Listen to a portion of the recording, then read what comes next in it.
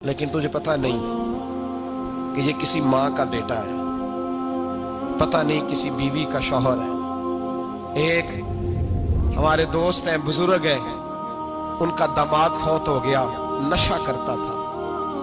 तो मैं ताज़ियत करने उनके घर पहुंचा तो खड़े हो गए हाथ बांध के, कहने लगे हज़रत साहब बाकी सारी गल्लां छड़ दियो, सिर्फ नशे ते तकरीर करया करो। वो जब जीता था तो तब भी उसके बच्चे यतीम ही थे, यतीम ही थे। मेरी बेटी जब मेरे घर आती थी और मैं अपने पोतों के उतरे कपड़े उसे पहनने को देता था तो मेरा कलेजा फटता था। और मेरी बेटी उसकी जिंदगी में भी बेवा की जिंदगी गुजार रही थी। वो मेरी बहुओं के उतरे हुए कपड़े पहनती थी। कोई दुआ करो, कोई जलसे करो, ये लत खत्म हो जाए। और कहने लगा अब मेरे वो चला तो गया है, दादा दादी इसके पहले कोई नहीं, चचा है कोई नहीं, जब तक तो मैं जिंदा हूँ इन नवासों को कोई रोटी का लुकमा, कोई कपड़ा मिल जाएगा। लेकिन सोचता हूँ मैं बूढ़ा हूँ, मर गया तो इनको कोई पूछेगा भी नहीं, कौन इनकी खबर। इतना जुल्म इस कौम से, इतनी ज्यादती। और आराम से लिख कर लोग गुजर गए कि ये 70 लाख है, इनका दर्द तो समझो, तकलीफ तो समझो। 7 फुट का सोना जवान और नशे का आदी है तो किसी नाली में पड़ा हुआ है। और मैंने कहा उस कौम के साथ इससे बड़ा भयानक मजाक क्या होगा। कोई दानिशवर था बड़ा जालिम, उस जालिम से कोई मशवरा लेने आया, उसने आके कहा तू बड़ा जालिम है, बड़े कड़वे मशवरे देता है, मेरा एक दुश्मन है, मैं उससे बदला लेना चाहता हूँ, मेरा दिल करता है उसका बच्चा कत्ल कर दूं ताकि वो तड़पे। तो जालिम ने कहा उसे कत्ल न कर, वो तो उसका बाप 2-4 महीने रो के चुप कर जाएगा, फिर मैं सख्त सजा देना चाहता हूँ, मशवरा दे। तो उसने कहा उसके बच्चे को नशे पे लगा दे, जिसका बच्चा नशा करेगा वो बाप रोज मरेगा, रोज जिएगा, वो माँ रोज मरे जिएगी, नशे पे लगा दे। इस कौम के साथ सबसे बड़ा जुल्म ये हुआ कि मिल्लत का जवान नशे पे लग गया, ड्रग्स पे लग गया। इतने तबाह हालात हुए कि जवान चढ़ती जवानियां, अम्मा ने किताब दे के भेजा था और कॉलेज से वापस आए तो नशे के टीके हाथों में पकड़े हुए, टीके। और आपके इस मुल्क के इस्लामाबाद में एक दिन मीडिया ने वो खबर भी वायरल की और वो चीज भी दिखाई लोगों को। 3 महीने का बच्चा लेके नशई सड़क पे आ गया, उसने कहा मेरा नशा खत्म हो गया, मेरा बच्चा खरीद लो, 2 पुड़ियां दे दो। तो वहां बीबियां जो सुन रही थी वो भी चीखे मार के रो रही थी। ये जुल्म किया इस कौम के साथ और करप्शन की लानत ने इजाजत दी सप्लाई करने वालों को कि गली गली बेचे, गली गली। इन्होंने कुछ थोड़ा जुल्म नहीं किया इन हुक्मरानों ने। और हमारी ऑपोजिशन, उसको न सिर्फ इतना पता है कि ये जाए और हम आए, इससे ज्यादा कोई गर्ज नहीं।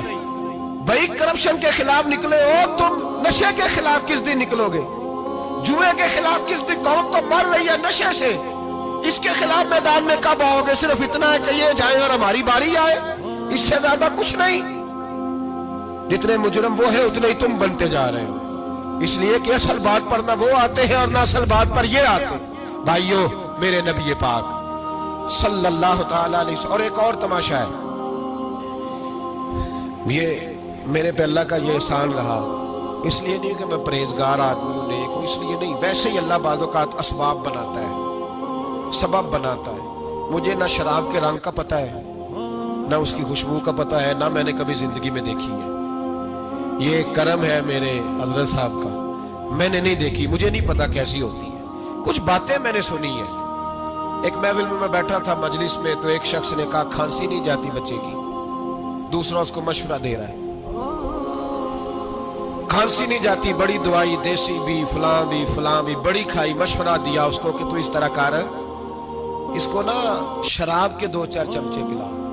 कहते हैं जी इसको ना ये पिलाओ तो सही हो जाएगी। तो मैंने पलट के उसकी तरफ देखा, मैंने कहा कोई अकल का क्या मशवरा कर मौलाना, मेरा तजर्बा है। मैंने कहा तेरा तजर्बा अफजल है या रसूलुल्लाह का फरमान ज्यादा अफजल है, तेरा तजर्बा अफजल है। हजरत उम्मे सलमा रज़ी अल्लाह तआला अन्हा कहती है मैंने अर्ज की या रसूल अल्लाह सल्लल्लाहु अलैहि वसल्लम मेरी बच्ची बड़ी बीमार है, तो मुझे किसी ने कहा है ये थोड़ी सी नशे वाली चीज है, ये बना के तैयार करके दो, सही हो जाएगी। बीमार है बच्ची तो ये नशे वाली चीज है, इसको तैयार करके दो, थोड़ा नशा है। اگرچہ بعض میں نے شروع میں کہا بعض لوگ مریض کو, سخت مریض کو ایسی ادویات جو مجبوری بن جائے اس کی گنجائش اور اجازت دیتے ہیں. محتاط علماء تو اس میں بھی بہت ساری چیزیں پہلے بیان کرتے ہیں, لیکن اس نے کہا جی میرا نشہ دینا ہے شفا کے لیے. حضرت ام سلمہ کہتی ہے میرے نبی پاک نے میری طرف دیکھا, میری طرف, تو میں نے کہا یا رسول اللہ آپ کیا فرمانا چاہ رہے ہیں؟ تو نبی پاک نے فرمایا ام سلمہ کبھی ناپاک چیز میں بھی شفا ہوئی ہے, کبھی ناپاک چیز میں بھی, کبھی شراب اور خمر میں بھی شفا ہو سکتی ہے. شفا رب کریم نے رکھی ہے پر شہد کے اندر رکھی ہوئی ہے, شفا اللہ نے رکھی ہے قرآن مجید میں رکھی ہوئی ہے.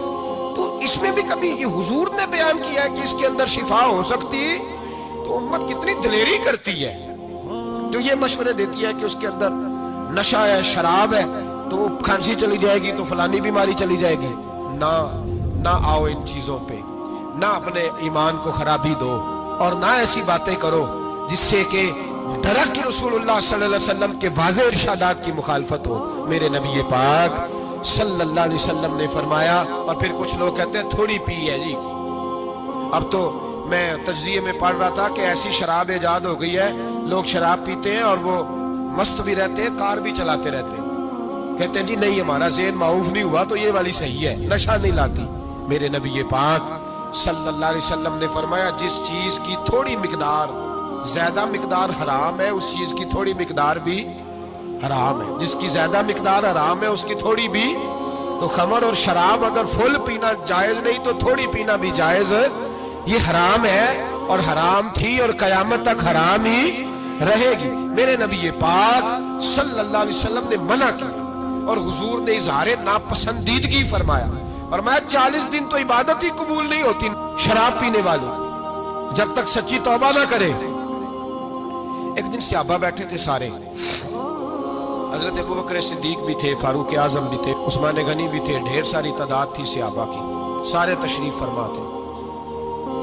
حضرت عبداللہ ابن عمر رضی اللہ تعالیٰ عنہ حدیث کے راوی ہیں اور مستدرک للحاکم کے اندر, ابن حبان کے اندر یہ روایت موجود ہے.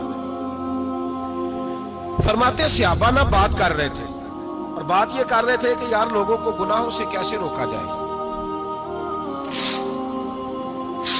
لوگوں کو گناہوں سے گفتگو. صحابہ یہ کر رہے تھے. عبداللہ ابن عمر کہتے ہیں بیٹھے تھے اور یہ گفتگو کر رہے تھے کہ گناہوں سے پلاننگ یہ ہوتی تھی, ان کی جو محفلیں ہوتی تھی نا بیٹھ کے, وہ خوش گپیاں نہیں ہوتی بلکہ وہ تبلیغ کی, جد و جہد کی, لوگوں کو برائی سے منع کرنے کے لیے بیٹھتے تھے, اس پر منصوبہ بندی کرتے تھے, پلان کرتے تھے, آگے ترتیب دیتے تھے. گفتگو ہو رہی تھی تو اب آپس میں بات ہونے لگی کہ کون سا گناہ زیادہ برا ہے جس پر سب سے پہلے کام کیا جائے. تو دور ایک صحابی بیٹھے تھے, ان کا نام تھا عبداللہ ابن عمر. ایک عبداللہ بن عمر ہے اور ایک عبداللہ ابن عمر ہے. حضرت عبداللہ ابن عمر دور بیٹھے تھے, بڑے سمجھدار سیانے باریک بین آدمی تھے. تو حضرت عمر فاروق اپنے بیٹے سے کہنے لگے جا عبداللہ ابن عمر سے پوچھ کے آ کہ سب سے سخت گناہ کون سا ہے. توجہ ہے میرے بھائیوں, ادھر دیکھیے گا میری جانب, پوچھ کے آ کہ سخت گناہ کون سا ہے. عبداللہ بن عمر رضی اللہ تعالیٰ عنہ کی خدمت میں جب عبداللہ ابن عمر گئے تو جا کے کہنے لگے کہ صحابہ پوچھتے ہیں کہ آپ نے زیادہ وقت گزارا ہے نبی رحمت صلی اللہ علیہ وسلم کے پاس, تو بتلائیے برا گناہ کون سا ہے, سب سے سخت گناہ, تاکہ سب سے پہلے اس پر پابندی لگائی جائے, اس پر محنت کی جائے.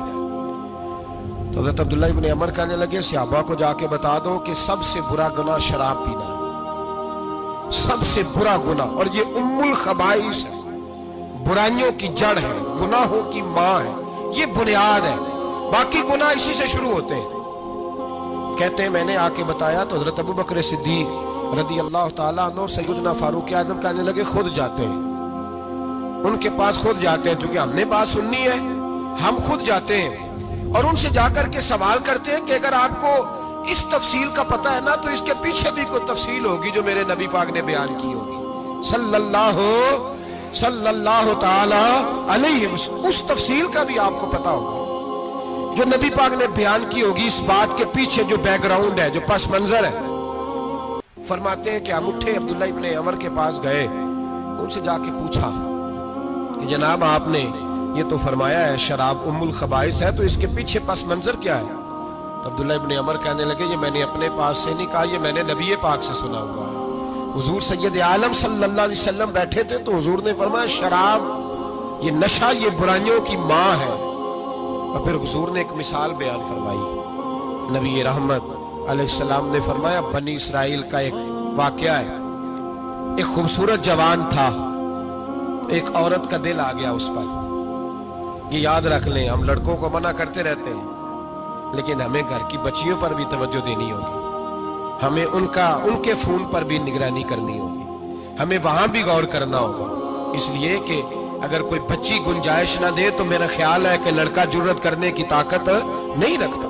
تو وہاں بھی ان کی اماں سے کہے کہ پابندی لگائے, بچی کسی کا موبائل لے کر کے کہیں اس کو استعمال تو نہیں کر رہی, اس پودے پر بھی توجہ دے, درخت بننے سے پہلے اس کی بھی نگرانی کرے, یہ بھی بڑا ضروری کام ہے.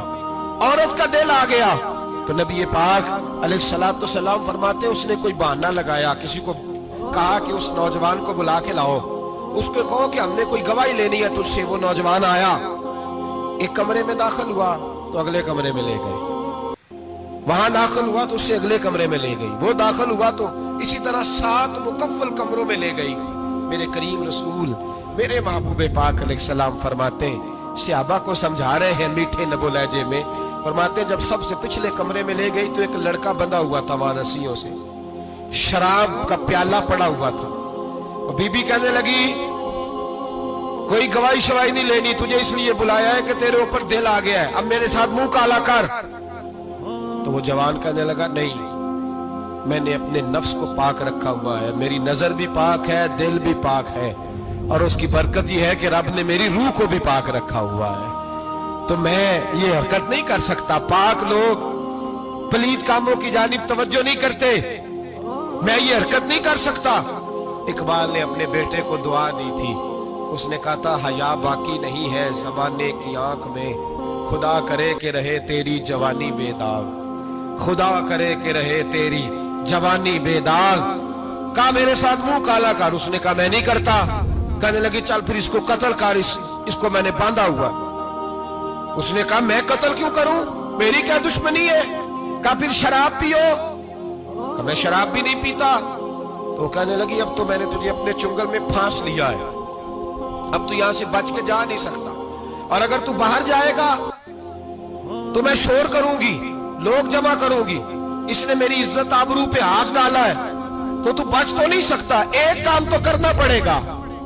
محبوب فرماتے اس نوجوان نے سوچا کہ زنا بھی بہت بڑا جرم ہے, قتل بھی بہت بڑا گناہ ہے, چلو اب مجبوری ہے تو شراب پی لیتا ہوں. لیکن وہ سمجھا نہ کہ شراب تو بنیاد ہے. اس نے ایک پیالہ جو پیا, کہنے لگا ایک اور دے دو, دوسرا پیا تو کہنے لگا ایک اور دے دو. اب 3 پیالے 3 بوتلیں شراب جو پی چکا تو خماری چڑھ گئی. اب اس عورت کے قریب جانے لگا کہ میں تیرے ساتھ زنا کروں گا. اس نے کہا جب تک میں قریب نہیں آنے دوں گی جب تک تو اسے قتل نہ کرے.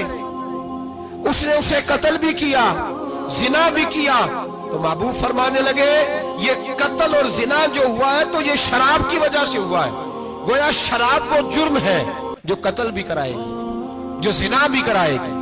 اور اگر آپ نشئی کو دیکھیں, اگر آپ شرابی کو دیکھیں تو کیا وہ ڈکیتیاں نہیں کرتا پھرتا, وہ چوریاں نہیں کرتا, وہ اپنی ہی ماں کا زیور نہیں بیچ آتا, وہ اپنی ہی بہن کا پڑا ہوا جہیز نہیں بیچ آتا, وہ اپنے ہی گھر میں ڈاکے نہیں ڈالتا, وہ اللہ کے گھر مسجد میں آ کر کے چوری نہیں کرتا. وہ صرف اس لیے کرتا ہے کہ یہ نشہ, یہ شراب یہ ماں ہے گناہوں کی, یہ جڑ ہے. ملت کے لوگوں یاد رکھو, اس امت اس پاکستان کے ساتھ جہاں بہت سارے ظلم ہوئے وہاں بڑا ظلم یہ ہے کہ بہت بڑا طبقہ جوانوں کا نشے کا عادی ہے. وہ نشہ انہیں عشق مجازی اور عورتوں کے عشق کی جانب لا رہا ہے. وہ نشہ چوریاں کرا رہا ہے, قتل کرا رہا ہے, ڈکیتیاں کرا رہا ہے. بہت بڑے ظالموں نے بہت بڑے ہاؤس بنائے ہوئے ہیں جن کے اندر شراب فراہم کی جاتی ہے, نشہ دیا جاتا ہے. میں نے تو ایسے ایسے لفظ سنے کہ الیکشن کے دنوں میں ووٹ لینے کی خاطر سیاستدان انہیں نشہ فراہم کرتے ہیں, انہیں باندھ کے رکھتے ہیں, روز تمہیں پڑیا ملے گی, ووٹ ہمیں ڈالنا. اتنا ظلم, اتنی زیادتی, اتنا جبر, ایک انسان کے ساتھ کھیلنا. لوٹ آؤ, پکڑو ان کا دامن, اپنے گھروں کو بچاؤ, اپنے دوستوں کو بچاؤ. جاگو جاگو امت کے لوگوں جاگو. میرے نبی پاک صلی اللہ علیہ وسلم کے کلمہ گو لوگوں کو بچاؤ. ان پر اگر سختی کرنی پڑتی ہے تو کرو, پیار کرنا پڑتا ہے تو کرو, محنت کرو, جد